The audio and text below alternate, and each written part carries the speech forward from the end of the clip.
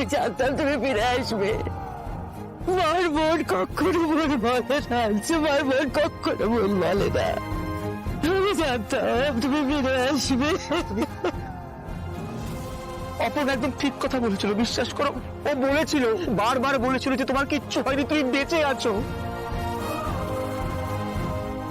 আর আমিও সেটাই বিশ্বাস করেছিলাম। বাবা, বিশ্বাসের এত জোর, এ তো ভাবা যাচ্ছে না। আমি অপর্ণাকে বিশ্বাস করেছিলাম, ওর ওপর ভরসা করেছিলাম যে ও আর চোখে ঠিক ফিরিয়ে নিয়ে আসবে, ঠিক ফিরিয়ে নিয়ে আসবে আমার আর চোখে। তবুও খুব ভয় করছিল, জানো তো। ওরা বলছিল নাকি তোমার শ্রাদ্ধ করবে। বিশ্বাস করো, আমি একদম বিশ্বাস করিনি। দাদা, তুমি একবার আমাকে শক্ত করে জড়িয়ে ধরে বলো যে এই তো আমি। এসব পরে হবে, ও খুব টায়ার্ড, ওকে একটু ঘরে যেতে দাও, একটু ফ্রেশ হয়ে নিক, তারপরে। না না, সেসব তো ঠিক আছে, কিন্তু এসে থেকে উনি একটাও কথা অব্দি বলেননি। দাদা, ও দাদা, দাদা তুমি কথা বলছো না কেন? মা, দাদা কথা বলছো না কেন? আর্য, পরে সব হবে, বলছে এখন। না না, এটা তো খুবই অদ্ভুত লাগছে।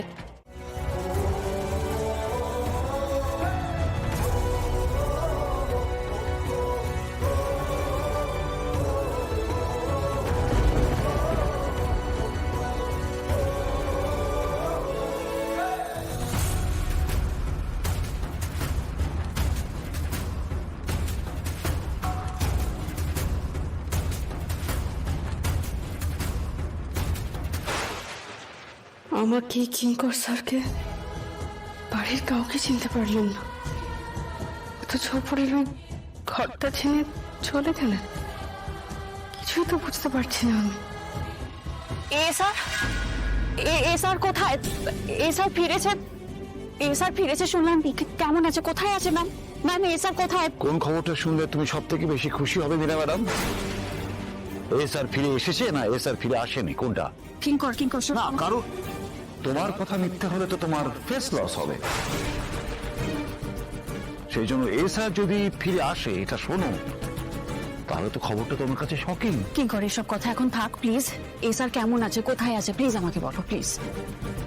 এস আর যারা ভালো চায়, এস আর কে যারা ভালোবাসে, তারা কোনোদিন বিশ্বাস করেনি যে এস আর মারা গেছে। শুধু মারা গেছে নয় কিঙ্কর, আরেকজন তো খুনের অভিযোগও দিয়েছিল। আমার কাছে যথেষ্ট প্রমাণ ছিল বলেই সেটা যে মিথ্যে সেটাও তো প্রমাণ হয়ে গেছে। অপর্ণা, কিছু শোনার পর তো আমি ভাবতে পারিনি যে আর্যদা বেঁচে আছেন, কিন্তু আমি প্রে করেছিলাম সব সময় যাতে এই কথাগুলো সব মিথ্যে হয়। মীরা ম্যাডাম, মিথ্যে কথাগুলো কিরকম সুন্দর আপনি জোর দিয়ে দিয়ে বলে গেছিলেন। কি জোরে বলেছিলেন আমার ব্যাপারে, আমি খুনি, আমি ক্রিমিনাল, আমার মা বাবার হাত আছে এই সব কিছু। আমি আবারও বলছি, আমার কাছে প্রমাণ ছিল। এই সব কটা প্রমাণ ভুল। এ স্যার কোথায়? প্লিজ কেউ আমাকে বলো। এ স্যার করে কি? এ স্যার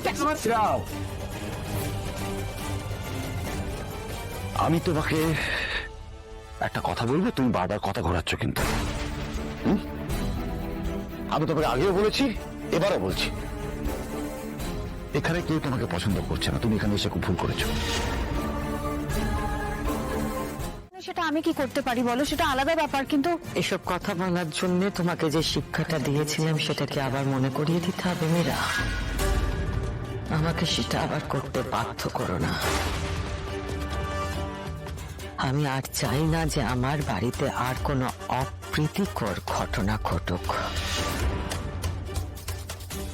মীরা, তুমি প্লিজ যাও এখান থেকে। দেখো, দাদা ফিরে এসছে আর আমরা সত্যি খুব খুশি, আর আমরা কেউ চাই না যে তুমি এই পরিস্থিতিটাকে জটিল করো। প্লিজ তুমি যাও। একবার তুমি কি কিছু বুঝতে পারছো না মীরা ম্যাডাম? এখানে কেউ পছন্দ করছে না, কেউ চাইছে না তুমি এখানে থাকো।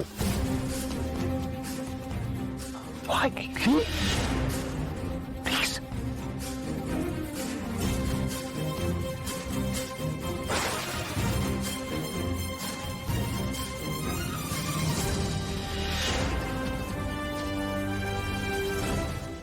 ওকে ইগনোর করুন। সে না হয় করলাম কিঙ্কর, কিন্তু কিন্তু আর্যর কি হয়েছে কিঙ্কর? ও এরকম কেন করছে? এ স্যারের হয়তো কোনোভাবে কোনো কারণে কিচ্ছু মনে পড়ছে না, মানে মনে করতে পারছে না। আমি কে বলতে পারছি না। আমি কে?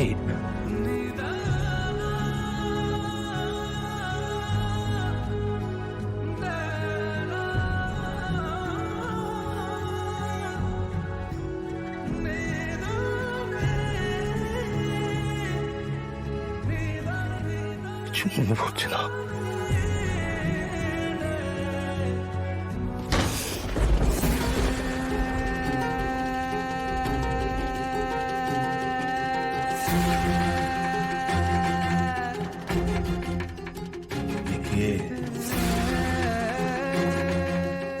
কে আপনি?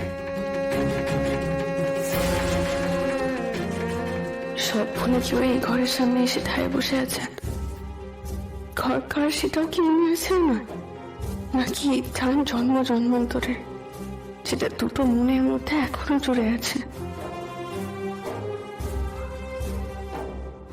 এখনো ওনার মনের অনেকটা জায়গা জুড়ে আছে রাজনন্দিনী। কতটা হয়তো উনি নিজেও সেটা জানেন না, কিন্তু আমি মনে হয় কোনোদিনও সেই জায়গা করে নিতে পারবো যে উনি আমাকে কখনো ভুলে যাবেন না।